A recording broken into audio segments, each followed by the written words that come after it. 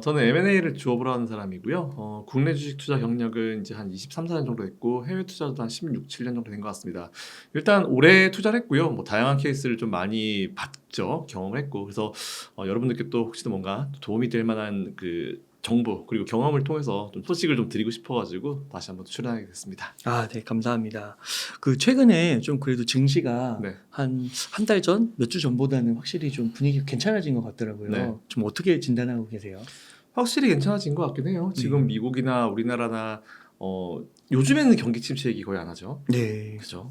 우리 1년 전에 방송할 때마다 진짜 거의 울면서 방송했는데 경기 침체 당연히 네. 온다라고 생각을 하고 이제 모두가 있었기 때문에 근데 사실 최근에는 이제 거의 연준의 기준금리 인상 시기가 이제 거의 끝났다라는 그런 게 대세인 것 같아요. 이에 따라서 이제는 금리 인하를 바라면서 금리 인하 아무래도 또 부양이잖아요. 긴축이 아니라 부양 쪽이기 때문에 시장에 뭔가 또 돈이 언제든지 풀릴 수 있다라는 그런 기대감을 좀 가지기 시작한 것 같습니다. 물론 그 기대감은 굉장히 헛된 기대감이다. 지금 기준으로는 네. 이라고 말씀드리고 싶지만 전반적으로 시장 분위기는 작년, 재작년보다는 확실히 괜찮아졌고 그리고 경기 침체를 비롯해서 뭐 CPI라든지 뭐 PC라든지 이런 인플레이션 관련 지표들도 사실 많이 신경을 안 쓰면서 이제 관심 밖으로 좀 멀어지면서 이제 원래대로 좀 돌아온 느낌이 좀 강한 것 같습니다. 아, 그렇군요. 그러면은 연말에 정말 산타랠리도 좀 기대하고 네. 앞으로 좀 뭐 점진적인 상승이나 강세장이나 좀 기대도 좋을까요? 저는 뭐 여름부터 쭉 말씀드렸죠. 네, 여름부터 저는 뭐 네. 여름이었나요? 언제부터였나요? 저의 뷰는 똑같습니다. 네. 제가 사실 올해 초 작년 연말부터 그랬던 것 같아요. 그래서 2023년도는 연초보다 연말에 훨씬 더 높은 자리 있을 거다. 뭐 그런 말씀 드렸고 올해도 계속 그 말씀을 드려왔던 것 같아요. 중간에 9월, 10월 지수가 좀 망가지긴 했지만 그건 뭐 우리나라 같은 경우는 이제 마진코 터지면서 나온 상황이기 때문에 그건 예상할 수 없었던 기술적인 상황이기 때문에 그건 제쳐놓고도 연말에 훨씬 더 높은 자리 있을 거다라고 말씀을 계속 드려왔고 지금도 그 생각이고 네. 이미 산타랠리는 미국 시장에는 어느 정도 시작이 됐다라고도 보고 있고요. 국내 시장도 이제 좀 긍정적인 어떤 효과가 나오고 있긴 하지만 코스피 코스닥이 조금 차별적인 느낌이 있는 것 같아요. 그렇다 하더라도 11월 넘어서 12월 그리고 이제 내년 1월까지는 그래도 일단 지수가 안정적으로 이제 우상향을 좀 그리지 않을까. 뭐 물론 중간에 돌발 이슈가 발생하면은 조정이 있을 수 있지만 그때까지 안정적인 어떤 흐름 보이지 않을까라고 생각하고 있습니다. 한편으로는요, 뭐 빅테크 기업이나 미국 나스닥 기술주 위주로 해서 거품 논란이 좀 있잖아요. 네. 거품은 없다고 보시나요? 거품 논란이요? 네. 뭐 논란 언제가 있어? 논란 언제가 있었고 요즘에 제가 우스갯소리 이런 얘기예요. 네. 누군가가 막 테슬라 뭐 거품이다, 뭐 아니 우리나라 에코프로 거품 이런 얘기 하잖아요. 그러면은 너희들은 그렇게 생각하고 그건 네 생각이고 그 내가 이제 그거를 어쨌든 뭐 그건 해줄게 드러내줄게 하지만 내 생각은 달라 이런 컨셉으로 요즘에 좀 말씀을 드리고 있는데 저는 지난번 방송에서도 말씀드렸지만 M7 같은 경우는 지금 뭘 사도 괜찮은 시점인 것 같아요. 그때 이후에 뭐 마소도 말씀드렸고 엔비디아도 말씀드렸고 전반적으로 다 여전히도 매수는 가능한 그런 시점인 것 같아가지고 굳이 모르겠어요. 지금 IT 관련주 대형 IT 관련주들은 아무래도 이제 금리 인상기에 영향을 좀 많이 받았잖아요. 그런 기업들이 막연하게 그냥 이제 자금에 대한 어떤 이제 아무리 금리 올라가게 되면은 자금 융통하기 어려워지니까 그것 때문에 좀 영향을 많이 받았었는데 이제 금리 인상기가 끝났기 때문에 제가 봤을 때 사실상 지금까지 눌러왔었던 그런 이슈들은 사라졌다 보는 게 맞는 것 같고요. 그리고 이제 금리 인하로 가게 되면 오히려 그런 기업들은 더 영향을 받을 수 있겠죠. 좋은 영향을. 하지만 금리 인하는 제가 봤을 때는 내년 정말 빨라야 원래는 제가 내년 2분기 말 그랬었는데 좀 더 뒤로 미뤄져가지고 네. 내년 4분기? 혹은 네. 내년에 안 할 수도 있겠다. 뭐 물론 중간에 돌발 어떤 이슈가 발생하면은 땡겨질 수도 있겠죠. 근데 지금 오늘 기준으로 봤을 때는 내년에 금리 인하를 안 할 수도 있겠다는 그런 생각도 하긴 합니다. 그만큼 경기가 좋은 거예요. 네, 저는 그렇게 봐요. 일단 경기가 돌아왔다 보고 있고 제가 지난번에 자료를 한번 보여드릴게요. 뭐 한번 보여드렸던 자료긴 한데 OECD CLI가 이제 우리나라를 비롯해서 G20과 미국이 다 돌아섰기 때문에 보통 그 CLI가 돌아서고 나서 6개월에서 1년 정도 후면 이 경기로 느껴질 정도로 바뀌거든요. 그래서 이미 돌아섰기 때문에 제가 봤을 때는 6개월, 뭐 3개월 후 정도면 내년 초 중반 정도 되기 때문에 아마 내년에는 분위기가 좀 많이 달라져 있지 않을까라고 생각하고 있습니다. 그렇군요. 그럼 미국 시장이 좀 괜찮다고 하면 네. 연말로 갈수록 지금보다 좀 높은 지수대에 있다고 보시는 거는 네, 맞으시고 맞습니다. 그렇다면 한국 증시도 마찬가지일까요? 국내 증시는 아까 말씀드렸던 것처럼 이제 코스피랑 코스닥을 좀 나눠서 생각을 해봐야 될 것 같긴 해요. 근데 코스피는 그러니까 제가 지난번에도 오히려 대형주 쪽으로 투자를 해보시라는 말씀을 드렸던 것 같은데 코스피는 그래도 그나마 좀 괜찮습니다. 근데 이 코스닥 같은 경우는 아직까지도 조금 이제 신용융자가 너무 높아요. 제가 거의 방송 나올 때마다 신용융자 잔고를 말씀을 드리는데 신용융자 잔고와 이제 주식 예탁금 그 두 개의 비율을 잘 맞춰서 보시라고 이제 말씀드렸는데 좀 제일 심했을 때가 40%가 넘어갔었고 근데 지금은 35%대까지 내려오긴 했어요. 근데 아직까지는 좀 위험수위 보고 있기 때문에 신용융자 잔고만 조금 30% 초반대 정도로 내려와주고 안정을 찾게 되면은 아무래도 코스닥이 좀 많이 몰려있기 때문에 코스닥도 좀 가벼워지지 않을까라는 생각은 하고 있습니다. 근데 일단 아직까지 현재 지금 코스닥은 거의 2차전지 업종에 따라서 오르락 내리락이 하기 때문에 하루의 움직임을 이제 분봉으로 나타낸 차트를 보면은 그래도 코스피는 크게 움직임은 없어요. 네. 뭐 오르락 내리락은 있겠지만, 근데 코스닥은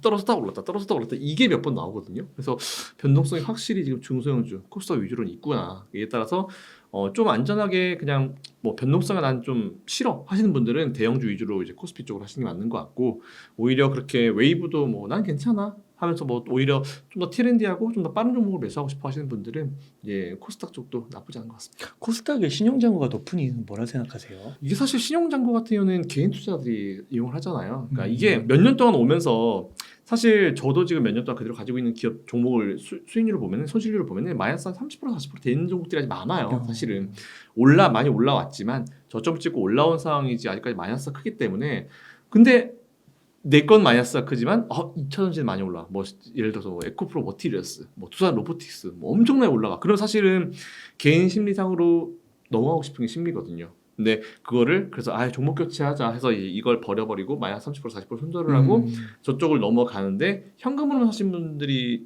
있으시면 다행이지만 그때 이제 이걸 신용을 껴서 이제 매수하시는 개인들이 꽤나 많아요. 돈이 지금. 없으니까. 네. 아무래도 근데 이거는 지금 시점상으로 어쩔 수 없는 부분인 것 같아요. 뭐 네. 저도 제 상황도 마찬가지긴 하지만 이건 팩트인 것 같고 뭐 지금 뭐 네 계좌 뭐 엄청나게 좋아요. 뭐 내가 뭐 맨날 주나요? 뻥이죠. 있을 수가 없어요 지금. 그렇군요. 그러면은 코스피의 대형주 위주로 좀 안전하게 하는 네. 방을 추천드리고 그 다음에 좀 뭐 위아래 이렇게 왔다 갔다 하는 변동성을 좀 즐기실 수 있거나 자신 있으신 분들은 코스닥도 한번 도전해 보면 좋겠다. 그래서 오늘 아까 아침에 한경방송 가서 무슨 얘기를 했냐면 네. 전략을 얘기하는 시간에서 극과 극의 전략을 이용하시라는 말씀을 드렸어요. 그게 뭐냐면은 짧게 하실 분들은 정말 짧게 일주일 넘기지 마시고 그냥 정말 짧게 하시는 게 맞아요. 코스닥에서. 네, 맞고 그리고 길게 하실 분들은 사이트를 아예 길게 나는 이거 사가지고 내년 이맘때쯤 봐야지 딱 이 정도 느낌으로 극과 극의 전략이 지금은 되게 좋고 어정쩡하면 오히려 많이 다치는 시점인 것 같아요. 네, 좋습니다. 그래서 아까 이제 코스닥 같은 경우는 이제 2차전지 네. 그 산업의 주식의 그 등락에 따라서 네. 좀 결정되는 요소가 있다고 하셨는데 또 2차전지가 코스닥에 좀 집중돼 있잖아요. 네. 저희가 관심 갖고 있는 그래서 2차전지 시장도 한번 점검을 좀 부탁드리겠습니다. 좀 어떻게 보고 계신가요? 2차전지는 지금 되게 말은 많아요. 근데 일단 제가 이건 진짜 말씀을 드려야겠는 게 에코프로 머티리얼스가 진짜 놀랐어요. 와 제가 사실은 처음 상장하기 전날이었죠. 네. 상장이 확정되고 전날에 이걸 방송에서 환경에서 이제 분석을 해드리면서 공모가가 이제 범위가 나오잖아요. 저는 당연히 공모가 상단 근처가 될 줄 알았는데 공모가 하단에 결정이 되는 거예요. 그래서 저는 좀 이따 의아했습니다. 첫 번째로 이거 뭐지? 라고 생각을 했는데 어쨌든 이번에 참여 뭐 70대 1이었나 그러잖아요. 근데 그걸 누군가는 기대감을 많이 가졌기 때문에 흥행 실패했다라고 얘기하지만 저는 실패라 보지는 않고 있고요. 뭐 그들의 기대가 컸기 때문에 실패라 평가하는 거겠죠. 이게 되게 재밌는 게 공모 기간이 있잖아요. 근데 되게 재밌는 일이 발생했었어요. 뭐냐면은 기관들이 공모를 받았습니다. 한 5일인가 거쳐서 받았거든요. 딱 받고 나서 그 기간이 끝나고 그 주말에 뭐가 있었냐면은 공매도 금지 조치가 발표가 됐어요. 네. 더 재밌는 거는 그 다음에 일반 공모가 시작됐거든요. 네. 이틀 거쳐서 개인들이. 네. 그러니까 이게 기관들은 그때 당시에는 공매도 중지라는 걸 모르고 할 때니까. 제가 봤을 때 기관이 좀 많이 아까워하지 않을까? 그죠? 기관이 많이 하고 싶었어. 그죠? 많이 했으면 지금 이랬을 텐데. 그래서 저는 그런 건 좀 쌤통이다. 그러면 지금 올린 거는 좀 개인들이 위주로 올렸다고 봐야 될까요? 개인들이 좀 많이 올리긴 했죠. 그 저는 그거 보면 좀 쌤통이다 기관. 아. 이번에 개인 투자분들이 또 잘 됐으면 좋겠다. 저는 항상 개인 투자분이 잘 됐으면 좋겠다는 생각 가지고 있으니까. 네. 근데 또 한편으로는 네. 또 에코프로나 그 네. 전반기 때 좀 있었던 일 있잖아요. 네. 15만 원까지 막 올라갔다가 개인들이 또 거기서 반토막 나고 뭐 네. 이런 게 또 있지 않을까. 그래서 제가 오늘 여러 가지 좀 분석을 한번 해보다가 네. 자료를 한번 준비를 해봤어요. 이게 네. 어떤 자료냐면은 이제 사실 이 자료가 11월 1일 날 나왔거든요. 11월 1일 날 나왔던 자료인데 골드만삭스 홈페이지에 있는 자료입니다. 그래서 제가 첫 번째 자료를 보시면 지금 보시면 2019년부터 2030년까지 이 전체적인 배터리 가격이 이제 나와 있어요. 네. 그래서 킬로와트 시당 몇 달러 이렇게 나와 있는데 보시면 2019년도에 엄청 비쌌죠.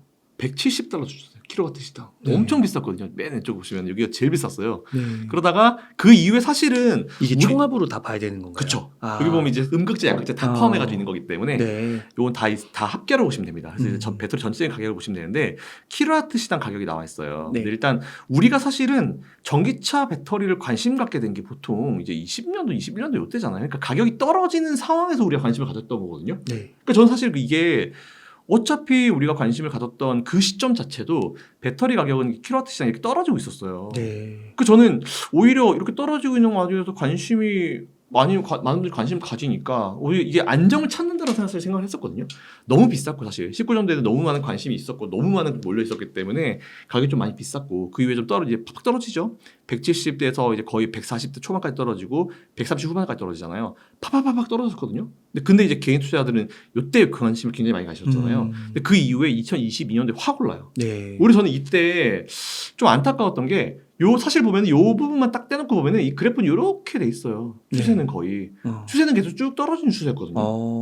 그런가요? 근데 오히려 저는 요즘에 이게 첫 번째 좀 의문되는 게 요즘에 왜 에코프로 그룹들 막 2차 전지 그룹들 막 비판하는 분들 보면은 배터리 가격 계속 떨어진다. 본격적으로 떨어지기 시작했다라고 얘기하잖아요. 근데 이게 되게 웃긴 게 뭐냐면 이미 떨어지기 시작했었어요. 2030년까지 예상이 원래 떨어지는 거네요. 네. 크게 볼 때는. 맞아요. 원래대로라면 이게 떨어질 거다라고 예상을 했거든요. 네. 근데 갑자기 이제 와가지고 뭐 그러네요. 이제 떨어지는 것처럼 막 얘기를 하니까 그래서 제가 팩트를 좀 보여드리고 싶어서 오늘 준비를 했습니다. 원래 안정, 전 떨어진다라고 표현하기보다는 그냥 하향 안정화 그리고 균형 가격을 찾아가는 과정이라고 봤어요. 근데 22년도에 빵 떴잖아요. 이때 네. 왜 떴냐면은 러시아 우크라이나 전쟁.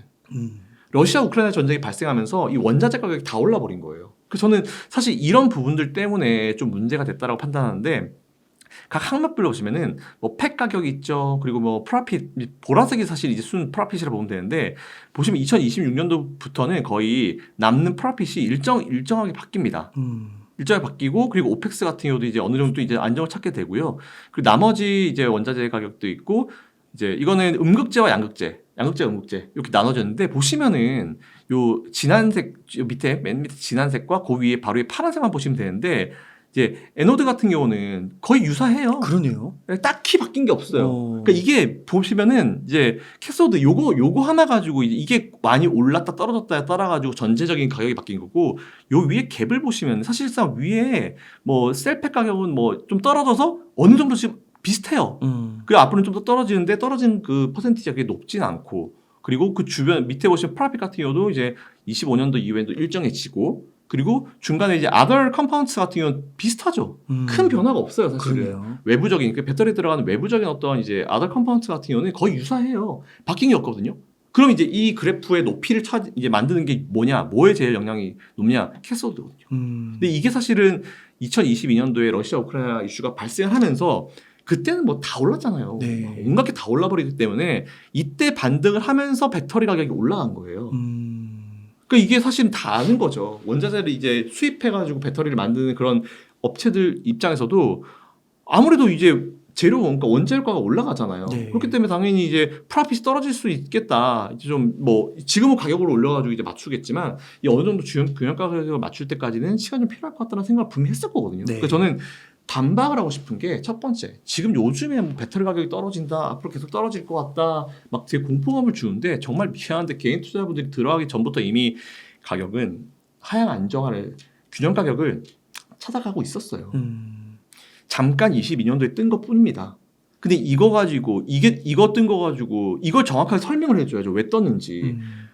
어차피 러시아 우크라이나 이슈 때문에 뜬 거지. 이때는 잘 아시겠지만 인플레이션 관련 다 떠버렸잖아요. 네. 그러니까 이게 배터리뿐만 아니고 나머지가 다 뜬 거예요. 그렇기 때문에 이건 빼야죠. 사실은 네. 22년과 24년 빼는 게 맞습니다. 그럼 이걸 뺀다 봤을 때 거의 하향 추세 곡선이 만들어지거든요. 그러네요. 그러니까 배터리 가격은 계속 떨어지고 있는 추세가 만들어진 거예요. 그래서 양극재 가격에 따라서만 이제 움직여진 거고 배터리 가격을 결국 이제 영향을 준 거는 양극재 가격인데 네. 그 가격도 보면은 25년도 이후에는 일정이 스테이블합니다. 네. 똑같아져요. 맞아요. 똑같아지기 때문에 제가 봤을 때 여러분들이 많이 투자를 하고 계시는 분들은 25년도 지금 되게 변동성이 커가지고 되게 정신 없으실 텐데 25년도 혹은 26년도쯤 되면은 이때 되면 이제 오펙스도 이제 안정을 찾게 돼요. 그래서 네. 모든 게 이게 다 안정을 찾기 때문에 균형 가격이 만들어지게 될 겁니다. 그래서 저는 어쨌든 저는 왜 자꾸 이런 가격 떨어진다 안 좋다 여기까지만 설명을 하고 항목별로 어디가 어떻게 떨어지고 이게 원래부터 떨어졌던 추세가 있었다라는 걸 왜 설명을 안 해주는지 모르겠어요. 이걸 사실 개인 투자자분한테 설명을 드리면 그러네. 그렇지. 모든 재화의 가격은 그렇지. 우리 처음에 다 마찬가지잖아요. 휴대폰도 뭐 리미티드 에디션 휴대폰이 처음 나왔을 때는 가격이 높지만 시간이 지나면서 가격이 떨어지는 것. 떨어진다라고 하지만 그건 이제 경작적으로 봤을 때는 균형 가격으로 찾아가는 거잖아요. 네. 저는 오히려 그런 상황이라 봐요. 정말 이거는 경작적으로 보더라도 뭐 어떤 학문으로 보더라도 그냥 정말 일반적이고 평균적인 흐름이에요. 그러니까 지금 23년도에 양극재 업체들의 영업이익이 급감했다고 하는데 네. 이게 보면은 23년에서 24년에 확 줄어들잖아요. 네. 그러니까 이런 느낌으로 약간 일찍 그 줄어드는 걸 수도 있는 거고. 맞아요. 아무튼 이렇게 한번 올랐으니까 네. 그 대외 변수 때문에 지정학적인 이슈 때문에 올랐으니까 떨어지는 게 당연한 거고. 맞아요. 아 그렇게 봐야 되는 거야. 맞아요. 그리고 뭐 안에 들어가는 원자재 가격 같은 경우도 원래 인플레이션 받아서 다 올라간 비싼 가격에 네. 사왔을 거잖아요. 걔네들 거의 다 소진했거든요 지금. 그러니까 이제부터는 원자재 가격도 싸지기 때문에 생산 비용과 그 마진율을 맞출 수 있는 시점이 되는 거죠. 기업들이 그걸 알아서 조절하겠죠. 그럼요, 알아서 조절하죠. 기업들 바보도 아니고. 가장 어두울 때가 가장 이제 밝을 때일 수도 네. 있겠네요. 점점 밝아지는. 네, 저는 그래서 봐요. 오히려 그래서는 25년도까지 좀 떨어지는 추세가 팍 만들어지다가 네. 그 이후에는 좀 안정을 찾거든요. 각도가 확 떨어지죠. 그러니까 이게 제일 지금 여러분들이 힘든 이유가 23년, 24년이 갑자기 확 떨어지는 시점이라고 그래요. 그러니까 그래서 그렇구나. 근데 이게 24년에 확 떨어져가지고 그럼 내년까지 힘들어요? 아니고 이게 선반영. 선반영이죠. 네. 아 그러네요. 주가에 이미 6개월, 뭐 혹은 짧게는 3개월, 6개월씩 선반영되기 때문에 네. 이게 지금 다 주가에 다 들어가고 있는 거라 봐요. 그러면은 25년도 선반영은 내년에 주가가 나오겠죠? 각도가 확실히 줄어들어요. 그 이후에 더 줄어들잖아요. 그러니까 제가 봤을 때는 25년도쯤 되면은 이건 좀 안정을 찾을 수 있다. 그리고 골드만삭스 자료에 따르면은 25년도 정도까지 22년부터 25년까지 40% 정도는 더 빠질 수 있다. 물론 지금 계속 빠지고 있으니까 그래서 추가적인 하락은 나올 수 있는데 이게 또 재밌는 게 뭐냐면 그러면은 배터리가 싸지면 어떤 상황이 발생하는지 우리가 또 생각을 해볼 필요가 있잖아요. 네. 싼 게 안 팔립니까? 그런 식으로 치면 LFP 지금 엄청 잘 팔리잖아요. 네. 그죠? LFP가 왜 잘 팔려요? 저렴하니까. 네. 경제적이니까 잘 팔리는 거잖아요. 그러면 이제 배터리 가격도 어느 정도 균형 가격을 찾아가게 되면은 이 이후에 어떤 이슈가 나오게 발생하냐면은 이거 두 번째 자료 보시면요. 이거는 이제 각 오일당 배럴당 70불일 때 파란 라인은 배럴당 70불일 때 까만색 라인은 진한 라인은 90불일 때 그리고 이제 110불일 때 사실 이 노란색 정도는 발생할 것 같지는 않고요. 네. 뭐 노란색 정도 발생할 것 같지도 않고 지금 저희가 봐야 될 거는 70에서 90불 사이 이 정도 사이를 보면 될 것 같은데 70, 90 저희가 지금 계산기기는 90 정도로 보죠. 얼마 전까지 이제 90 왔다 갔다 했으니까 90 라인으로 보시면은 일단 23년도 기준으로 뭔가 확 갈라집니다. 갈라지고 요 점점 라인과 25년도에 이제 이 진한 라인이 붙잖아요. 네. 이게 무슨 얘기냐면은 어쨌든 전기차를 우리가 만들 때 거기 들어가는 재료가 되게 많겠죠. 뭐 배터리가 사실 근데 제일 큰 부분을 차지하고 근데 앞에서 우리가 배터리 가격이 떨어지고 있다고 그랬잖아요. 네.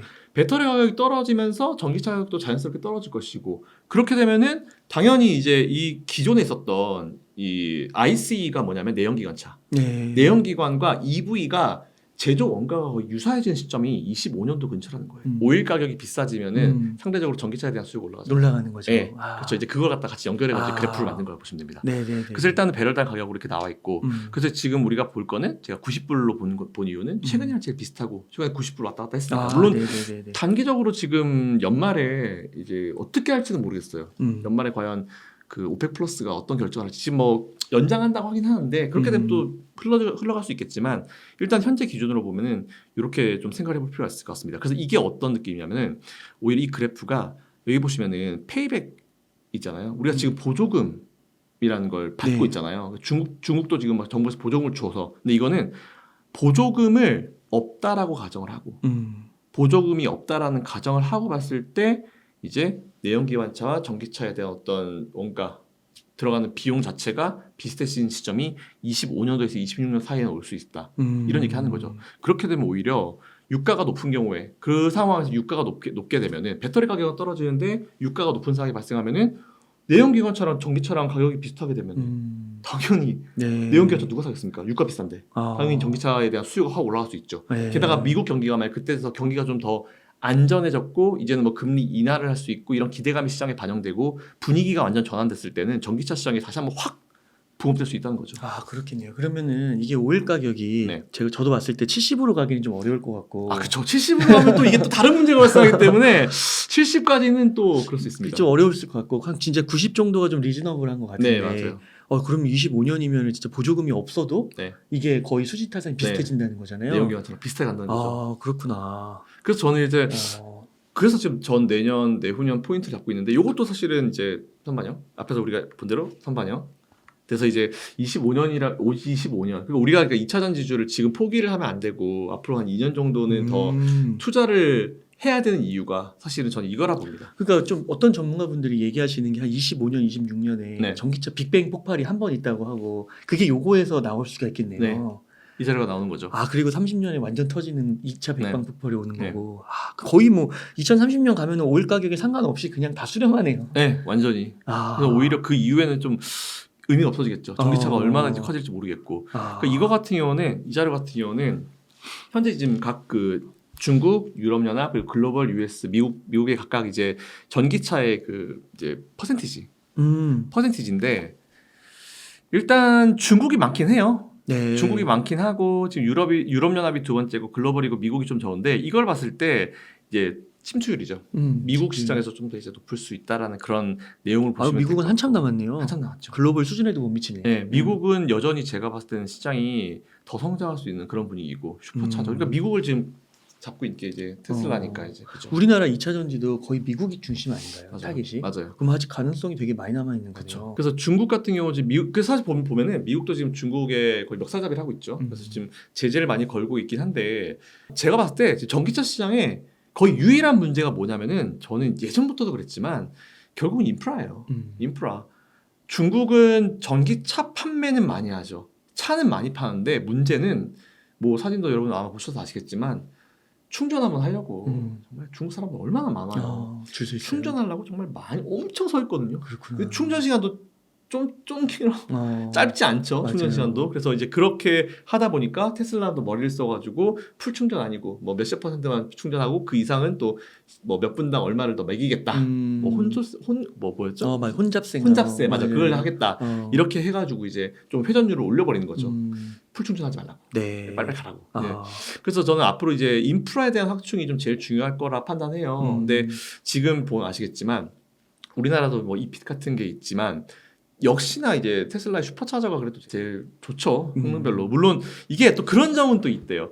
그 테슬라의 슈퍼차저가 열려도 그 플러그가 길이가 우리나라의 어떤 실정과는 맞지 않다라는 그런 얘기도 있더라고요. 제가 이제 뭐 실제 저 지인의 얘기를 들어보니까 이렇게 충전하려고 갔는데 우리나라는 왜 차 뒤로 이제 백하면은 뒷타이어 못 오게 막아놓은 게 있잖아요. 네. 그 라인에 딱 맞췄을 때 이 슈퍼차저 이 짧다고. 그래요? 그러니까 개선될 문제가 좀 있긴 있어요. 그러니까 그런 거를 개선해야 되는 것 같고 두 번째로는 어쨌든 이 전기차 충전기가 기술이 굉장히 집약이 돼 있기 때문에 한번 고장 나면 지금 우리나라가 고장 신고가 꽤 있는데 엄청 많다고 하는 것 네. 같아요. 근데 이게 문제가 뭐냐면 기술자가 없어요. 그래서 이 기술자가 없기 때문에 고칠 때까지 3.2일 정도가 걸린대요. 그래요? 너무 오래 걸리죠. 그러니까 이것만 좀 빨리빨리 하게 되면 우리나라도 빨리빨리 잘하는 민족이니까 기술자 좀 늘어나고 하게 되면은 이건 좀 해결될 수 있지 않을까 생각하고 있는데 여전히 슈퍼차저나 이런 충전기에 대한 인프라는 계속 늘려야 돼요. 하지만 중국은 그걸 늘리는데 한계가 좀 있을 수 있어요. 네. 분명히. 그리고 뭐 중국은 또 우리나라의 타겟이 별로 아니잖아요. 아니죠. 네. 그러니까 중국은 보통 근데 자기들이 만들어서 자기들한테 팔잖아요. 뭐 해외 진출 좀 한다고 하긴 하지만 여전히 압도적으로 중국 내에 파는 게 많기 때문에 사실 저는 중국의 판매량을 그렇게 의식을 할 필요는 없다라고 보는 게 계속 이제 애국으로 사주는 것도 한계가 있지. 지금은 사실 음. 보조금 때려 부어가지고 막 마이너스 나는 경우도 되게 많다고 하잖아요. 네. 근데 장사라는 건 결국은 지금 시장 점유율 때문에 그런 것 같은데 장사라는 건 결국은 이제 남아야지 할 수 있는 거기 때문에 중국이 저렇게 계속 차만 팔다가는 나중에 언젠가는 문제가 좀 생길 수 있다 봐요. 인프라도 안 돼 있는데 충전도 안 돼 있는데 무슨 차를 사? 무슨 차를 팔아? 이런 식이 될 수도 있기 때문에 너무 중국을 의식을 할 필요는 없대. 뭐 중국도 계속 발전하고 있기 때문에 그런 기술 발전 같은 경우는 좀 생각할 필요가 있다라는 말씀드리고 미국 같은 경우도 아직 유럽연합이나 글로벌에 비해서 아까 웅달님 말씀하신 것처럼 아직 멀었어요. 그래서 이 시장이 한번 뭔가 분명히 한번 슈팅이 나올 수 있는 분위기는 분명히 나올 수 있을 것 같다라는 그런 생각 사실 좀 이 자료를 보고 들었고 이거 마지막 자료인데 이거는 각 연도별로 이제 전기차가 과연 어느 정도 이제 시장에서 이제 지지율을 차지할 것, 지분율을 차지할 것인가라는 자료인데요. 맨 왼쪽 게 베어고 베이스고 이제 하이퍼 어답션 돼 있죠. 그러니까 뭐냐면은 베어는 정말 보수적으로 봤을 때 정말 최악의 경우 그리고 베이스는 평균 그리고 이제 나머지 하이퍼는 정말 잘 됐을 때라는 그런 경우인데 2020년도 기준으로는 다 2%대였어요. 근데 2025년도 기준은 평균 잡아 17% 정도 될 것이고 2030년에 아까 웅달님 말씀하신 것처럼 한번 빵 터지면은 35%까지 될 수 있고 2040년도에는 63% 이렇게 될 수 있고 아까도 우리가 앞에서 자료에서 봤지만 2029년도 정도부터는 의미가 없어져요. 네. 이미 2025년도부터는 내연기관차랑 전기차에 대한 어떤 밸런스가 거의 보조금을 안 받아도 밸런스가 거의 비슷해지기 때문에 25년도부터는 내연기관차들이 굉장히 강한 도전을 받을 거예요. 이걸 알기 때문에 지금 내연기관차들이 EV 시장으로 진출을 하는 거죠.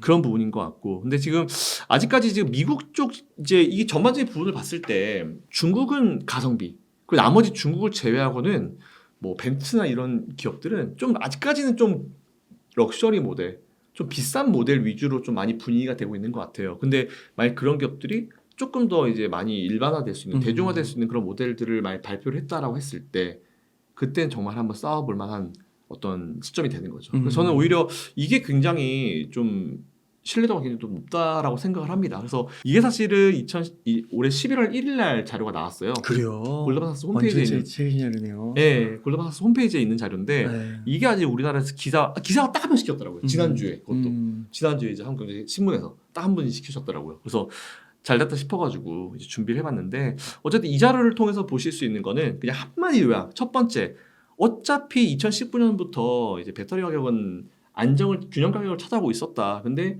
2022년도에 러시아 우크라이나 이슈가 발생하면서 한 2년 튀었던 거지. 원래 하락세가 만들어지고 있었고 균형 가격을 찾아가고 있었다. 네. 그래서 하락해가지고 막 여러분들한테 겁주는 거에 대해서는 너무 마음 쓰실 필요 없다. 하락이라는 표현보다는 균형 가격을 찾아가는 모든 재화들이 다 마찬가지지만 처음에 비쌌다가 나중에는 시장의 수요와 공급이 맞춰지면서 균형 가격을 찾아가는 거기 때문에 지금은 정말 안정적으로 찾아가는 과정이다 말씀드립니다. 그리고 가격이 만일 예를 들어서 진짜 킬로와트 시당 뭐 180에 170에 팔았다 쳐요. 근데 나중에 이제 30년쯤 되게 되면은 70까지 떨어지죠. 반으로 내려와요. 우리 계산하기 쉽게 그냥 150에서 150에서 75 떨어졌다 치죠. 배터리 가격이 반으로 떨어지게 되는데 만일 뒤에 보시면 지금 이제 전기차에 대한 수요가 지금 25년도에 17%인데 40년도에 63%면 4배가 거의 4배가 증가하는 거잖아요. 네. 쉽게 말해서 4배를 더 팔 수 있다는 거죠. 배터리 가격이 반으로 떨어졌는데 4배를 더 많이 팔면 결국은 매출은 어떻게 되겠어요? 올라가죠. 늘죠. 저는 그렇게 보는 게 맞다 봐요. 저는. 그래서 너무 지금 막 뭐 배터리 가격 뭐 당분간 정신 못 차린다. 그렇죠. 당연히 안정을 찾아야지. 그동안은 뭔가 새로운 사업이었기 때문에 신사업이었기 때문에 기대감도 들어가고 빨리 확보하고 싶었던 수요가 늘었기 때문에 빨리 증가한 거고 그리고 러시아 우크라이나 이슈가 발생하면서 한번 팍 튀었던 건데 당연히 이제 정상적으로 상황이 돌아오니까 균형 가격을 찾아가는 거죠. 그러니까 이게 P하고 Q인데 네. P는 사실 원래 수렴 가격으로 균형 가격으로 가고 있었던 거고, 맞아요. 그러니까 이건 원래 가고 있었던 맞아요, 거고. 맞아요. 근데 Q가 이제 폭발적으로 늘어나는 거니까 네. 이건 당연히 이제 주가에 반영이 되면 맞아요. 올라갈 수 있는 여지가 큰 건데 맞습니다. 지금 너무 P에만 좀 집중하고 Q는 그러니까. 고정돼 있다고 생각하고. 그러니까요. 아니, 자꾸 전기차 이 수요가 죽었다라고 얘기를 하는데 전기차랑 내연기관차를 봤을 때 딱 사람들이 드는 생각은 지금 보면 중국도 마찬가지고 유럽도 마찬가지고 전기차 판매가 좀 줄었잖아요. 네. 이게 왜 줄었냐면 보조금이 줄었기 때문이에요. 보조금을 안 주니까 그 얘기가 무슨 얘기다? 아 전기차 비싸다는 얘기잖아요. 비싼데 니들이 보조금 주면 한번 사볼게 이런 느낌이잖아요. 근데 보조금 없이 말 내연기관차랑 맞춰진다고 하면은 네, 대박인 거죠. 네, 그때 말 전기차가 퀄리티도 더 좋아지겠죠. 뭐 전기차 업체들 가만히 있지 않을 거 아니에요. 음. 지금 뭐 중국 기업도 되게 좋아지고 있고 음. 테슬라도 가만히 있지 않을 거고 네. 우리나라도 가만히 있지 않을 거고 계속 발전시키고 단가 떨고 치킨 게임 하고 이런 상황에서 만일 내연기관차랑 비슷해지게 되면은 게다가 평균적으로 봤을 때 전기차들이 디자인 이쁘죠? 좀 미래 네. 느낌 나고 그러다 보면은 그리고 더 안전해졌다는 그런 이미지가 나오게 되면은 그것도 앞으로 6, 7년 동안 진짜 불편해서 그렇지. 진짜 그쵸. 충전이나 이렇게 인프라가 갖춰지면 많아지면 그리고 가격도 이렇게 수렴하고 네. 보조금도 뭐 조금씩 줄온다 해도 가격이 맞춰지기만 하면 전기차로 가겠죠. 저는 근데 유지비가 거의 안 된다 그러더라고요. 그렇죠. 그게 진짜 좋아요. 그리고 네. 요즘에는 오히려 저는 이제 지금은 전기차를 이제 타고 다니시는 분들이 불편함을 느끼시잖아요. 근데 요즘에 살짝 저는 전기차를 안 타는데 내연기관차를 타고 있는데 제가 조금 불편함을 느낄 때가 있어요. 언제냐면 쇼핑센터를 가거나 아니면 뭐 이제 어디 뭐 사무실을 가거나 했을 때 차를 대잖아요. 네. 그러면 항상 이제 보통 그 엘리베이터 입구 근처에 장애인 분들을 위한 자리가 있죠. 근데 그 옆에 항상 전기차 주는 게 있어요. 비어 있어. 순간 거기 되면 또 벌금이야. 역차별 느낌? 그래서 이게 만일 나중에 됐을 때 이게 진짜 저 인프라가 많아지게 되면은 내연기관차 굳이? 게다가 이제 유지비도 거의 들지 않고 네. 거기다가 또 막 애플카 막 이런 거 나오면 애플카도 분명히 전기차로 나올 텐데 막 뭐 이런 거 다 막 디바이스 다 연결되면은 분명히 분위기가 달라질 수 있죠. 그러니까 지금은 전 봤을 때 그런 것 같아요. 지난번에도 말씀드렸지만 한번 관심을 받아서 확 붕업됐다가 적정 거품이 꺼지는 과정이죠. 네. 조금의 안정을 찾았다가 다시 한번 팍 나올 수 있는 그 시점이라고 생각하고 있어서 오히려 저는 다른 것들은 별 마음 쓰실 필요 없다고 봐요. 확실히 그 전기차를 선택하지 못하는 이유가 네. 가격적인 면이 비싸죠. 큰 것 같아요. 그러니까 너무 비싸요. 어떻게 보면 중형차인데 네. 약간 소형급으로 사야 되니까 전기차를. 근데 그게 지금 사실 자동차 회사들도 지금 그 문제점을 다 인식해서 그럼요. 저가 차량을 만들고 있잖아요. 네, 그 맞아요. EV5인가 그것도 한 2,500에 나오고 막 그런다고 맞아요. 하더라고요. 이제 좀 배터리 싸지면서. 네, 테슬라도 네. 테슬라 2도 모델 2도 막 네. 이렇게 나오고, 그러니까 확실히 그 흐름대로 가고 있는 거라서 우리가 조금 더 길게 봐야 된다. 맞아요. 그러면은 이제 빅뱅 폭발 25년, 26년 기대해 볼 수 있다. 그 25년 근데 긍정적인 게 양극재 가격이 일정하네요. 네. 그 이후엔 네, 진짜. 완전 균형 가격을 찾아버리는 거죠. 그러니까요. 네. 이런 거 보면 우리가 소재 기업에 되게 집중을 했잖아요. 네. 이 그래프로 봤을 때는 큰 문제를 못 느끼겠는데요. 보시면 네. 어쨌든 이제 이 배터리 킬로와트 시당 가격이 나중에 30년 안정을 찾았을 때 30년 기준으로 보면요. 배터리 가격이 제일 많은 부분 차지하는 게 아더 컴포넌트랑 양극재. 양극재예요. 양극재 변함이 없어 근데. 그러니까 양극재도 지금 어쨌든 뭐 그죠? 그 저는 근데 보시면 이게 30년 대 이 양극재 가격이랑 20년도 21년대 가격이 비슷해요. 그러니까요. 네. 그러니까 이게 더 눌러갈 수가 없다는 거잖아요. 없어요. 그러니까 어떻게 보면 지금이 최악일 수도 있는 거지. 맞아. 여러분들이 처음에 투자를 시작하셨던 20년도, 21년도에 양극재 가격이 제일 낮았어요. 근데 이게 좀 러시아 때문에 올라갔기 때문에 그런 건데 와. 그냥 원래대로 돌아가는 겁니다, 여러분들. 어. 원래보다 떨어지는 것도 아니고요. 네. 그냥 20년 그대로 그냥 돌아가는 거예요. 네. 근데 여기서 큐가 늘어나. 그치. 근데 여기 수가 늘어나. 판매가 확 늘어나. 그러니까 이 자료 보시면 아시겠지만 네. 이제 2040년도면은 지금 이제 17%인데 63% 4배가 늘어나. 대박이네요. 가격이 떨어지는 게 아니네요, 그러고 보니까. 가격이 한참 때보다 떨어지긴 하지만 어쨌든 가격이 뭐 양극재 기준으로 봤을 때 원래 2020년, 21년 수준으로 돌아가는 것일 뿐이고 네. 그리고 나머지가 조절이 되면서 가격을 찾고 근데 심투율이 올라가면서 판매가 4배가 늘어나. 그리고 이거 전기차에만 해당되는 거 아니에요? 그러니까 그쵸? 그러니까 이게 그래서 저는 어. 의문부를 다는 거죠. 자꾸 전기차에 대해서 안 좋다 이렇게 말씀하시는 뭐 가격 떨어진다로 사실 가격 떨어진다라고 하면은 이제 투자를 오래 안 하신 분들이나 공부를 좀 깊이 안 하신 분들은 겁을 낼 수 있어요. 왜냐하면은 높은 가격 단순하게 비싸게 많이 팔아야지라 생각했거든. 그래서 사실 그게 제일 좋긴 해요. 비싸게 많이 팔아야지. 하지만 자동차는 일반적으로 많은 사람들이 이용하는 재화잖아요. 네. 명품 뭐 이런 게 아니고 한정된 게 아니잖아요. 그렇기 때문에 이럴 때는 적정 가격을 해서 많이 파는 게 낫죠. 그 저는 오히려 나중에 큐가 이렇게 올라가 버리는 상황이 발생하니까 굳이 양극재 기업들을 걱정을 해야 되나? 그러네요. 우리 전기차 기업들을 걱정을 해야 되나? 오히려 나중에 저렇게 가격이 안정을 찾았을 때 더 경쟁력 있고 더 좋은 차, 더 문제가 없고 더 AS도 잘 되고 인프라도 잘 되고 이런 차들을 빨리 찾아가지고 장기 투자하는 것도 나쁘지 않겠다는 생각 밖에 없어가지고 그러네요. 네 그렇습니다. 네, 진짜 이 전기차 또 이렇게 보여주시니까 이 최근 따끈따끈한 자료로 네. 골드만삭스 자료를 보여주시니까 이게 또 그렇구나. 네. 네. 많은 걸 느끼게 됩니다. 너무 좋은 자료 소개해 주셔서 감사합니다. 아유 아닙니다. 아니, 저는 네. 한번 이런 준비를 하고 싶긴 했었어요. 너무 저도 보통 이제 저는 말로 많이 하잖아요. 네, 말도 충분하십니다. 머리에 뭐 하여튼 머리에 딱히 뭔가 많은데 네. 시간이 한 정도 저기다 보니까 이것 중에 몇 개만 설명드리고 끝내는 경우가 되게 많았어요. 근데 오히려 자료를 보여드리면 여러분들이 뭐 저의 어떤 멘트를 오해 없이 낯을 보실 수 있을 것 같아서 한번 보여드렸습니다. 네, 감사합니다.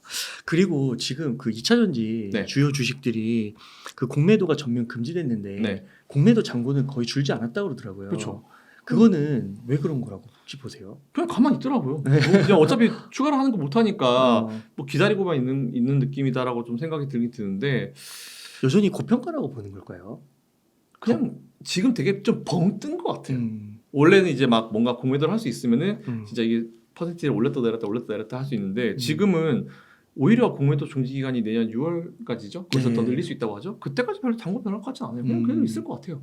근데 만약에 막 네. 올해 4분기도 그 2차 전지 주식들 실적이 별로 안 좋다고 네. 예상된다고 하는데 네. 뭐 내년 1분기 실적이 갑자기 막 좋아진다거나 이러면 네. 그때부터는 이제 잔고를 줄이겠죠. 그렇죠. 이제 이제 실적이 슬슬 나오면. 이것 좀 아닌 것 아닌 같은데 것 청산 같다. 시작하겠죠. 슬슬. 아, 그러니까 공매도 잔고가 오히려 줄고 청산이 시작되는 걸 그런 기사가 나왔다 아니면 그런 모습이 보였다라고 하면은 이제 우리는 더 기뻐합니다. 네. 그러니까 아무래도 영업 실적이 영업이익이 아직 안 받쳐주니까 맞아요. 계속 있다고 볼 수도 있겠네요. 영업이익 받쳐줄 수가 없어요 지금. 음. 제가 항상 그랬죠. YOY의 함정에서 여러분들이 절대로 속으시면 안 되는 게 너무 잘 나왔잖아요. 22년도, 23년도 이렇게 잘 나왔잖아요. 그렇죠. 그럼 당연히 24년도는 기대하면 안 되지. 안 그거를. 되죠, 안 되죠. 근데 중요한 건 뭐냐면은 양극재 가격은 원래대로 돌아가는 것일 뿐이고 중간에 한번 잠깐 떴던 거 그냥 이거는 그냥 지나가는 거고. 야, 그러니까 이건 기다리면 네. 어떻게 보면 요 차트에 네. 의거해서 봤을 때 기다리면 네. 쇼커버는 네. 나올 수밖에 없겠네요. 그러니까 제가 봤을 때는 좀 그들은 불안해할 거예요. 어, 저는 그렇게 생각해요. 그러니까 언제 줄여야 되나 이거 보고 있을 수도 있겠네요. 그러니까 어. 이번에 아마 되게 놀랐을 거예요. 공매도 그 딱 시점이 또 하필 또 에코프로 머티리얼스 딱 이제 공모하는 기관 공모 끝나고 그 주말에 바로 발표가 나오고 그 다음 주에 바로 개인 공모가 들어갔기 때문에 네. 조금 개인들한테 많이 유리했었던 시점이었긴 했죠. 그렇군요. 그러면 에코프로 그 머티리얼스는 네. 지금 시총이 거의 9조 10조 아닌가요? 무서워요. 사실 저는 에코프로 머티리얼스 처음에도 네. 상장했을 때 네. 저는 이제 이거 적절히 올라가면은 좀 차익 실현을 시작하시는 것도 나쁘지 않을 것 같습니다라고 말씀을 드렸어요. 왜 그랬냐면 여러분들 왜 그랬냐면 사실 최근에 이제 에코프로 그룹주를 너무 많이 때리잖아요. 네. 뭐 기사도 때리고 막 뭐 공매도로 때리고 물론 공매도는 안 돼가지고 다행이긴 하지만 너무 그러니까 이렇게 한 그룹이 타겟팅이 되면은 되게 힘들거든요. 그 네. 투자하는 사람 입장에서는. 그래서 저는 어쨌든 여러분들이 투자를 좀 마음 편하게 이제 조리지 않고 마음 졸이지 않고 좀 편하게 하셨으면 좋겠다는 생각을 했었는데 계속 올라가더라고요. 근데 확실히 공매도 중지되고 개인 투자자들이 매수해서 올려버리는 그런 상황이 만들어지고 있어서 사실 지금은 예측의 범위를 좀 벗어난 것 같아요. 공매도를 때릴 수가 없군요. 거품이라고 하더라도. 네. 그러니까 저는 이게 예측 범위를 좀 벗어난 것 같아요. 그래서 원래 상장하는 날도 이제 그때 기사가 뭐가 나왔었냐면은 이제 공모가 하단으로 됐기 때문에 뭐 3조는 택도 없다. 뭐 2조 얼마 막 이렇게 얘기가 나왔었어요. 근데 저는 아닌데 3조가 왜 안 돼? 3조는 되지. 3조는 되지. 네, 그러면 계산 단순 계산 해봐도 매출 그때 네. 계산해 주셨잖아요. 에코프로 머티리얼스 그거에 따라서 뭐 계산만 해도 3조는 되지. 그렇죠. 근데 이게 8조 9조가 될거 솔직히 생각 못 해가지고 지금은 솔직히 제 예측 범위를 벗어난 것 같아요. 이제 개인 투자자분들이 어느 정도 이 기업에 대해서 평가를 하고 이제 미래를 그리고 이제 하시는 거에 따라서 좀 분위기가 달라질 수 있지 않을까라고 생각하고 있는데 뭐 장기 사이트로 보면 그냥 제가 보여드린 자료 참고하시면 됩니다. 그렇군요. 그러니까 그건 진짜 장기적으로 보는 거고 지금 이제 네. 막 9조 10조인데 네. 이때 들어가시는 분들은 네. 진짜 좀 조심하셔야 되고 진짜 들어간다 해도 장기적으로 보셔야 되고. 맞아요. 그렇게 되는 저는 이게 만에 하나라는 거를 이게 보면은 우리 에코프로 그룹도 마찬가지잖아요. 주가가 확 올라갔다가 쭉 그러니까요. 떨어졌죠. 근데 맞아요. 떨어진 게 저는 적정 조정이라고 봐요. 네. 그러니까 모든 게 마찬가지예요. 삼성전자도 확 올라갔다가 훅 눌렀다가 그렇죠. 좀 바닥 다지고 다시 올라가거든요. 맞아요. 근데 에코프로 그룹도 지금 한번 올라갔다가 바닥을 다지는 과정이라고 생각을 해요. 뭐 다 마찬가지. 그런 과정에서 당연히 이제 에코프로 머티리얼스도 그런 액션이 나올 수 있죠. 근데 여기서 막 또 막 2배 3배 기대하면 안 되는 거지. 단시간 내에. 지금 여기서 2배 3배? 와 그건 전 진짜 제 능력을 벗어났어요. 네. 좀 모르겠어요. 네. 누가 저한테 지금 들어가면 2배 먹을 수 있어요? 그러면 저는 그냥 내가 갈게 이럴 것 같아요. 난 갈게. 그러니까 에코프로도 사실 그 가능성이 물론 되게 충만한 네. 잠재 가능성이 있는 기업이지만 150만 원 할 때 네. 250만 원 간다고 얘기하면서 네. 뭐 2배까지는 아니더라도 250만 원 네. 가니 그때 사신 분들도 되게 많으셨거든요. 250만 원이란 걸 얘기를 했을 때 네. 전제가 분명히 있었을 거예요. 네. 150만 원에서 250만 원 바로 간다는 것보다는 네. 중간에 쉬어가는 과정도 분명히 있을 거라 생각해서 그렇죠. 제가 봤을 때는 아마 장기 사이트를 그렇죠. 제시하신 것 같아요. 그렇죠. 네. 네, 장기 사이트로 제시하면 말 경기 괜찮아지고 요대로 가지고 적정 가격 찾아가고 전기차 침투율 올라가면서 이제 전기차 판매가 늘어나게 되고 미국 경기 살아나게 되면은 미국 아까 보시면 아시겠지만 미국 시장에 대한 지금 이제 퍼센티지가 낮잖아요. 전체 차 대비해서. 이게 만일 글로벌 평균만 맞춰줘도 얼마예요? 그죠? 그죠. 지금 이제 한 7% 정도 되나요? US는 2배네요. 그렇죠. 네. 7% 정도 되니까 이제 글로벌 평균만 맞춰줘도 거의 2배 수준까지 올라가는데 야 네. 그럼 그죠. 뭐 좋은 말 할 뻔했어. 그래서 야 이거 근데 만약 미국이 중국 맞춰주면 야 진짜 미국이 중국만큼 가면은 진짜 대박이겠는데요. 근데 이거에 따르면 그죠. 네. 40년에 따르면은 정말 잘 가면 86%. 이건 조금 많이 오버한 것 같고 2040년이라 해도 63%만 가도 그러니까. 지금 17%인데 4배인데 다르죠.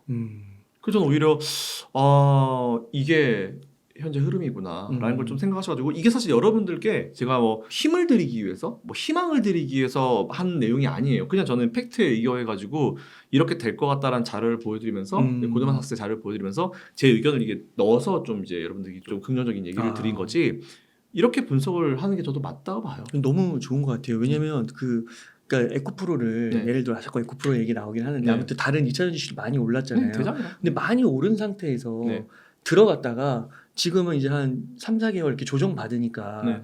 되게 이제 힘들어하시고 네. 이제 그렇게 말씀하신 분들 욕을 하시잖아요. 네. 근데 그분들이 그렇게 얘기하신 게 아니라는 거고 비싸게 사라는 게 아니었잖아요. 장기적으로 이런 걸 보고 맞아요. 지금도 이렇게 얘기해 주셨을 때 장기적으로 보면 가니까 네. 오히려 지금은 이런 확신이 있고 하신 분들은 더 네. 사야 되는 거잖아요. 떨어질 때마다. 그렇죠. 근데 그러지 못하시고 이제 욕을 하시는 거지. 근데 이게 저도 그랬거든요.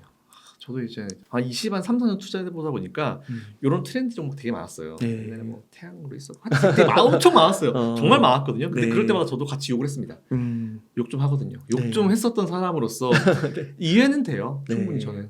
불안하죠. 왜냐면은 지금 핫하다라는 얘기를 들으면서 이제 내가 매수를 했는데 이제 주가 떨어지니까 왜 떨어졌을까라는 그런 생각을 하게 될 거예요. 근데 그거는 사실은 다른 사람 탓하기 전에 이제 여러분들 스스로 탓을 해야 돼요. 왜냐하면 내가 공부가 충분히 되지 않았기 때문에 불안하신 거예요. 지금은. 네. 공부가 충분히 되지 않았기 때문에 만일 투자 경력이 길지 않다 하시더라도 좀 내가 이거에 대해서 좀 딥하게 파보고 이런 자료도 좀 찾아보고 하셨으면은 오히려 이런 게 있으니까 좀 더 나는 그냥 좀 사이트를 길게 보고 지금 좀 빠져 있지만 사이트를 길게 보고 투자를 해봐도 되겠다라는 생각 드실 거거든요. 저도 예전에 이런 종목들 20몇 년 동안 투자하면서 진짜 미래라고 그랬는데 뭐 옛날에 LED도 막 미래라고 LED 뭐 막 그 거래 깔린다고 그러고 난리도 아니었었어요.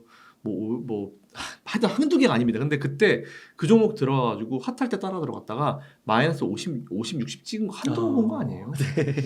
마이너스 시원하게 누릅니다. 네. 시원하게 막 내 가슴도 같이 누리지. 네. 근데 결국은 진짜 이게 미래로 가서 미래 수요가 살아 있고 이제 진짜 성장하는 어떤 산업이라고 하면은 그 기다림은 충분한 보상을 주더라고요. 그러니까 네. 주식이 원래 그래요. 주식이라는 건 원래 정말 직원을 드릴게요. 마이너스 고점 대비해서 마이너스 20%씩 30%씩 지수를 미는 경우도 되게 많아요. 네. 근데 지수는 보통 지수가 20% 밀면은 일반 주식은 거의 한 2배, 2.5배 정도 하면 맞거든요. 20% 밀면은 내 주식은 거의 반토막이 나요. 네. 30%나 밀면은. 근데 주식은 이런 경우가 되게 허다해요, 사실은. 네. 조정을. 특히나 이런 대장 같은 경우는 대장의 단점이 뭐냐면 장점은 갈 때는 앞에서 치고 갑니다. 정말 강하게. 근데 안 좋은 점이 망가질 때도 제일 많이, 제일 세게, 제일 처음 망가져요. 그런 것 같아요. 그래서 대장을 투자할 때는 항상 여러분들이 그런 마음을 가지셔야 돼요. 난 이걸 투자하니까 그 정도 변동성과 이런 거는 충분히 내가 감안하고 들어가야지. 그러니까 에코프로 그룹을 매수하신 분들은 어쩔 수 없죠. 대장이었는데 어떡해요. 그렇죠. 그거에 따른 어떤 이제 무게감을 좀 이겨내실 필요도 분명히 있을 것 같습니다. 그 김서영 대표님이 네. 우리나라의 그 좀 미래를 보셨을 때요. 네. 지금까지는 반도체가 한 축이었잖아요. 네. 그 다음 축으로는 2차전지 산업을 꼽으시나요? 2차전지 산업이요? 네. 저는 일단 지금 뭐 에코프로 머티리얼스도 보면은 전구체 거의 탑 그죠? 물론 지금 이제 중국 걸 많이 쓰긴 하지만 중국이랑 우리나라 차이는 저는 결국 그거만 봐요. 거기 공장이 많고 그건 뭐 된다 싶으면 확 밀잖아요. 밀기 때문에 그냥 빨리 생산이 많이 되는 거고 큐가 높아져 있는 거고 저는 수요는 충분히 있다고 봅니다. 수요는 충분히 있는데 지금 대부분의 생산을 중국에서 하고 있기 때문에 중국산을 많이 쓰는 것일 뿐이지 만약 에코프로 멀티리얼스가 이번 상장 잘 되고 좀 주가 올라오면 돈 탁 들어와서 자기들이 하던 대로 딴짓 안 하고 정말 공장 증설하고 라인 증설해가지고 생산량 늘려버리게 되면은 지금은 생산해서 에코프로 그룹에서 끝나버려요. 근데 이거를 다른 쪽에 매출을 줘가지고 매출 구조도 되게 다변화되고 글로벌 매출이 나오게 되잖아요. 그러면 당연히 기술력이 되기 때문에 저는 오히려 우리나라 지금은 저는 그걸 봐요. 결국은 싼 것도 중요하지만 제일 좋은 건 싸고 좋은 제품이 있어야 돼요. 싸고 좋은 제품. 일례로 다른 쪽인데 일본 최근 철강 떴잖아요. 일본 철강 되게 좋아요. 퀄리티. 엄청나게 퀄리티가 좋은데 일본 철강이 그동안 많이 팔지 못한 이유는 너무 비싸서. 네. 근데 이번에 엔저 효과 딱 들어오니까 가격 딱 이제 되니까 팍 떠버리잖아요. 그렇구나. 제일 중요한 건 퀄리티예요. 음식도 맛있고 싸면 최고고 비싸도 맛있으면 가잖아요. 그러니까 저는 이것도 똑같다 봐요.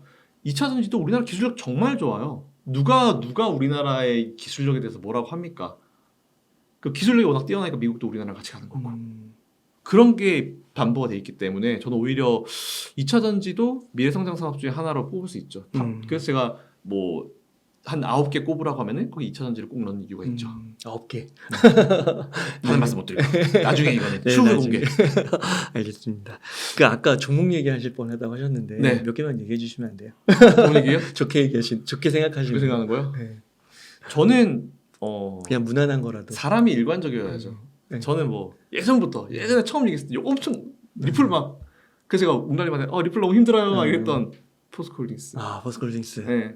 저는 에코프로 그룹도 괜찮다 봐요. 근데 포스코홀딩스 저는 이제 제 투자 스타일이 그대로 드러나는 기업인데 네. 왜냐면은 에코프로 그룹은 이제 2차 전지 쪽이죠. 근데 포스코는 한쪽은 2차 전지, 한쪽은 철강이 있어요.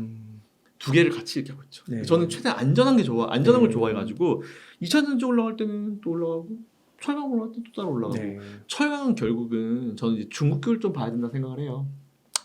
중국 경기 여기서 많이 망가질까요? 제가 봤을 때 바닥이에요. 네. 여기서 이제 중국 경기가 올라올 수밖에 없다라고 보고 있는 상황이고 중국이 경기가 살아나게 되면은 지금 물론 이제 중국은 지금까지는 부동산 가지고 이제 먹고 살았던 그런 국가였죠. 근데 부동산에 좀 문제가 생기면서 이러고 있는데 어쨌든 경기가 살아나게 되면은 다시 또 부동산 할 겁니다. 그러면 이제 당연히 철강이나 이쪽에 대한 수요가 증가하게 되겠죠. 그러니까 중국 경기가 살아나게 되면은 어쨌든 철강에 대한 수요가 증가할 수 있고 그리고 중국 경기가 살아난다는 거는 중국 증시의 상승인데 중국 증시가 상승하게 되면은 MSCI 이머징 마켓 내에 우리나라와 중국이 있는데 중국을 지금 많이 샀죠. 그 MSCI가 많이 퍼센티지 많이 줬죠. 중국 A주에. 근데 중국의 지수가 이제 올라가게 되면은 이제 일정 비율을 넘으면 매도해야죠. 네. 매도하고 그걸 또 이머징 마켓 다른 쪽에 뿌려야죠. 네. 우리나라로 뿌리겠죠. 그러면 이제 우리나라 지수도 올라갈 수 있고. 그래서 저는 결국은 중국이 어떻게 이제 바닥을 잡고 올라오냐에 따라 가지고 좀 많이 달라질 수 있을 거라는 생각을 가지고 있습니다.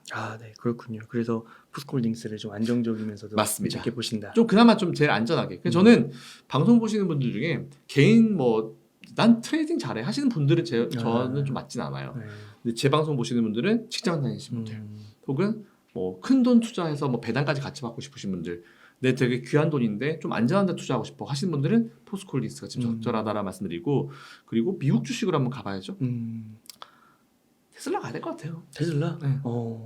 왜냐하면은 제가 사실 이것도 예전에 우리 웅당 책방에서 말씀드려가지고 이제 리플 뭐 제가 마음이 되게 아팠던 그 멘트였는데 제가 이런 말씀드린 적 있어요. 그때 그 스페이스X 말씀드리고 이제 말씀드리면서 테슬라는 이제 전기차 회사가 아니다. 네. 예, 그룹 전체를 다 봐야 된다. 일론 머스크 아래 스페이스X 그리고 이제 여러 가지 다 봐야 되는 그런 회사다. 네. 테슬라 결국 일론 머스크가 그리워하는 그림이 그건 것 같다라는 그런 말씀을 드린 적이 있었거든요. 근데 그 이후에 이제 좀 막 날렸었죠. 테슬라 나머지 기업들은 뭐 테슬라랑 완전 다른 회사인데 알죠. 제가 몰라서 그런 게 아니고 일론 머스크라는 사람 밑에 있는 회사들이잖아요. 네. 그래서 저는 그걸 일론 머스크가 전체적인 그림을 같이 그리고 가고 있다고 봐요. 저는. 네, 당연히 그렇지 않을까요? 네, 당연히 그렇죠. 네. 전 그런 의미로 이게 말씀드린 거고. 네.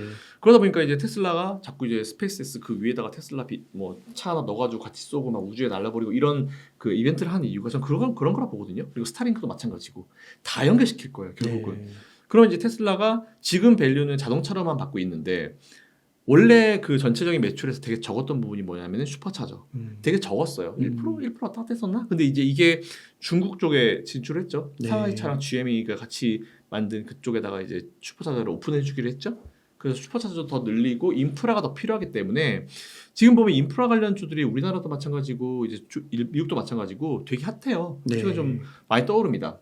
그래서 오히려 저는 이제 인프라 관련 기업들도 여러분들이 한번 좀 매수를 해볼 필요가 있을 것 같은데 결국은 테슬라도 좀 가지고 있는 인프라가 좀 있고 그리고 또 슈퍼차저를 빨리빨리 또 해줄 수 있기 때문에 이런 수리라든지 이제 고장 났을 때 그런 것만 좀 반응이 빠르면은 오히려 새로운 매출이 생겨서 테슬라 나쁘지 않다라고 좀 보고 있어요. 그러니까 엔비디아는 오르고 네. 테슬라는 잘 안 올라서 네. 지금 고민을 상당히 많이 하시더라고요. 네. 아 이거 엔비디아로 갈아타야 되나. 네. 근데 지금 또 갈아타면 이게 또 잘못하면 엇박자날 수도 있는 아, 거잖아요. 뻥남쳐요. 그럴 때 형 제일 좋은 게 뭐냐면 살짝 나의 마인드를 컨트롤하셔가지고 두 개를 다 사는 겁니다. 반반씩 그냥. 네, 그게 제일 나아요. 그러니까 주식하면서 저는 최악이 뭐냐면 정말 최악이 상대적 박탈감이에요. 네. 그러니까 나랑 예를 들어서 저랑 웅달님이랑 고민하고 있었어. 근데 웅달님은 저는 안정적인 게 좋아요. 그래서 이제 테슬라랑 엔비디아 같이 사셨어. 근데 저는 남자는 몰빵이지 이래가지고 저는 이제 엔비디아만 샀어요. 근데 엔비디아 갈 때는 막 제가 더 수익이 팍팍 늘겠죠. 화끈하죠. 근데 이게 좀 쉬고 테슬라가 치고 가면은 전 테슬라 없는 걸 엔비디아가 잘 돼 있는 건 생각을 안 해요. 네. 테슬라가 없다는 사실에 꽂힙니다. 인간의 심리가. 네, 어쩔 수 없어요. 이거 저도 주식 투자를 20년 넘게 해도 나 30년 하든 40년 나중 똑같을 것 같아요. 그러니까 내가 없다는 게 나는 마음이 아프고 너무 안타깝고 너무 아까울 뿐이지 내가 있는 애들은 그냥 얘는 그냥 내가 잡아놓은 물고기이기 때문에 별로 신경 안 씁니다. 그래서 저는 오히려 이럴 땐 여러분들이 좀 마인드 컨트롤 하셔가지고 조금 이쪽에서 차익 실현하셔가지고 두 개를 같이 사시는 것도 나쁘지 않다. 그런 말씀드립니다. 그렇군요. 그래서 반반 전략. 네, 반반 전략은 언제나 진리다. 그럼요. 반반 시켜야죠. 치킨도. 뭐든지 반반으로 짜장면도 그렇고. 네. 네, 대표님. 그러면은 뭐 반도체는 하지 말까요? 반도체요? 네, 그냥 넘어갈까요? 네, 그래서도 네. 그럼 그럼 대표님 네. 만약에 그럼 지금 한 1억 정도 네. 여유 자금이 있으면은 네. 첫 번째 질문은 우선 지금은 좀 주식 비중을 늘려야 될 시기는 맞는 건가요? 늘려야죠. 늘려야 되는. 안 늘리셨습니까? 여름부터 얘기했는데. 물론 10월달에 빠질 때도 말씀드렸죠. 네. 요즘 되게 좋아요. 한 달에 만나가지고. 이게 빠질 때마다 제가 10월달도 그렇고 11월달도 그렇고 여러분들이 좀 듣기 불편하실 수는 있어요. 근데 이제 10월달, 11월달은 제가 그때도 말씀드렸지만 이거는 마진콜이 터지면서 우리가 어떻게 할 수가 없는 거예요. 이거는 기술적으로 터진 거기 때문에 기계적으로 터진 거기 때문에. 근데 기계적으로 터졌다는 얘기는 반대로 생각해 보면 누군가는 매도를 하고 싶지 않았는데 매도를 당한 거죠. 네. 오히려 그런 분량 받아 먹어야죠. 네. 그래서 저는 오히려 그때도 계속 매수 의견을 드렸던 이유가 그거였고 지금 만일 1억이 있다. 1억 있다 하시면은 반반 가겠습니다. 반반. 미국 반, 한국 반. 미국 반, 한국 반. 그래서 미국은 이제 매그니피센트 7 중에 5개 그냥 아무거나 10%씩. 네. 네. 근데 거기다 테슬라 추가해 주시면 네. 괜찮을 것 같고. 그리고 국내 같은 경우도 항상 말씀드리지만 포스코홀딩스. 포스코홀딩스는 조금 비중을 올려도 되지 않을까. 한 20%까지 올려도 되지 않을까라고 네. 생각하고 있고. 좀 계속 또 말씀드리는 게 2차전지 관련주들을 하나 정도 더 넣으셔도 돼요. 그 2차전지 관련주를 2개 정도 해서 30% 맞춰주시고 그리고 10%는 현금 그리고 10%는 저는 계속 요즘에 OLED 밀고 있는데 디스플레이. 디스플레이. VR 고글 이런 거. 네. 디스플레이가 결국 미래거든요. 네. 이게? 그러니까 결국은 이제 이 전기차를 만들어도 요즘에 전기차 옛날부터 이런 거 어디 들어가요? 다 디스플레이 싹 다 들어가고 있지. 그렇죠. 그래서 저는 디스플레이도 언젠가는 또 같이 움직일 거라 봐요. 전기차 앞에도 들어갈 수 타죠. 있고. 그럴 수 있겠네요. 그럼 지금 요즘에 그 앞에 뭐 계기판 다 맞아요. 디스플레이 돼 네. 있지. 이런 거 거의 없잖아요 요즘에는. 그래서 저는 전기차에도 디스플레이가 들어갈 수 있고 그리고 VR, XR 기기 다 마찬가지고 뭐 다 마찬가지죠. 그리고 반도체도 뭐 HBM이 나오고 뭐가 뭐 D램이 뭐 업그레이드가 되고 뭐 하잖아요. 결국에 보여야 되니까. 여러분 제가 반도체를 한번 갖다 드려볼까요? 그거 가지고 우리가 할 수 있는 건 아무것도 없어요. 그걸 어디다 칩을 넣어가지고 그거 가지고 기계를 만들어서 우리가 이제 그걸 이용을 해야 되는데 봐야죠 일단. 그렇죠. 네, 결국은 봐야 돼요. 그래서 저는 디스플레이 쪽은 그냥 좀 길게 생각하시고 가지고 계시는 것도 좋을 것 같아요. 그래서 한 10% 정도만 네, 멀리 보고. 네, 맞습니다. 그렇게 보면 너무 좋은 것 같습니다. 테슬라, 포스코홀딩스, 그리고 디스플레이, 네. 매그니피센트 7. 네. 네, 그렇게. 네. 깔끔한 정리 감사드립니다. 그럼 대표님 끝으로 네. 시청자님들께 강조하고 싶으신 말씀이나 하고 싶으신 말씀 있다면 부탁드리겠습니다. 이번에도 역시 마찬가지인 것 같아요. 그러니까 다른 뭐 요새 이런 얘기 많이 들어요. 그 시청자분들이 TV 나가면은 서정형이 욕 먹을 때 주식 사야 된다. 뭐 이런 얘기를 또 많이 듣는데 네. 뭐 2차 전지주들도 마찬가지인 것 같아요. 모든 사람들이 아니라고 할 때는 좀 생각해 볼 필요가 있을 것 같고 시장도 마찬가지고. 그러니까 저도 지금 돌아보면은 모든 웬만한 사람들이 다 아니라고 했었던 기업을 좀 분석을 해보고 뭔가 이거는 아니 내가 생각했을 때 저 사람 얘기가 틀린 것 같은데라고 생각했을 때 매수하면 사실 그게 되게 많은 수익을 줬었거든요. 그러니까 주식할 때 제일 중요한 건 뭐냐면 진짜 귀 닫고요, 눈 감고 하는 게 제일 좋습니다. 그러니까 내가 분석을 해서 내가 공부를 하고 2차전지 최근에 좀 많이 힘들어하시고 하시는 분들은 그냥 내 공부가 덜 된 거예요. 사실 전 그렇게 봐요. 근데 이건 하면 돼요. 저도 공부가 안 됐다가 계속 겪어오고 얻어 터지고 막 손절하고 막 마진콜도 얻어 맞아보고 하면서 이렇게 된 거기 때문에 결국은 제일 중요한 건 경험이란 자산. 근데 이제 그 경험이란 걸 이제 빨리 못 하시니까 이제 저 같은 사람들 이제 얘기를 들으셔가지고 공부를 한번 해보시면 될 것 같고요. 시간이 필요한 문제긴 하지만 그렇다 하더라도 공부를 해야 됩니다. 매일매일 하나씩 쌓이는 게 진짜 나중에는 크거든요. 그러니까 한 번 더 강조드리지만 그 다이어리 쓰십시오. 오늘 어떤 일이 있었는지 시장과 관련된 다이어리 쓰시면 그게 나중에 정말 미래에 도움이 많이 됩니다. 그래서 일단 그 정도 말씀만 드리도록 하겠습니다. 네, 감사합니다. 이렇게 해서 김서영 대표님을 모시고 이야기를 나눠봤습니다. 긴 시간 동안 유익한 인사이트 많이 나눠주셔서 감사의 말씀드립니다. 오늘 고생 많으셨습니다. 감사합니다.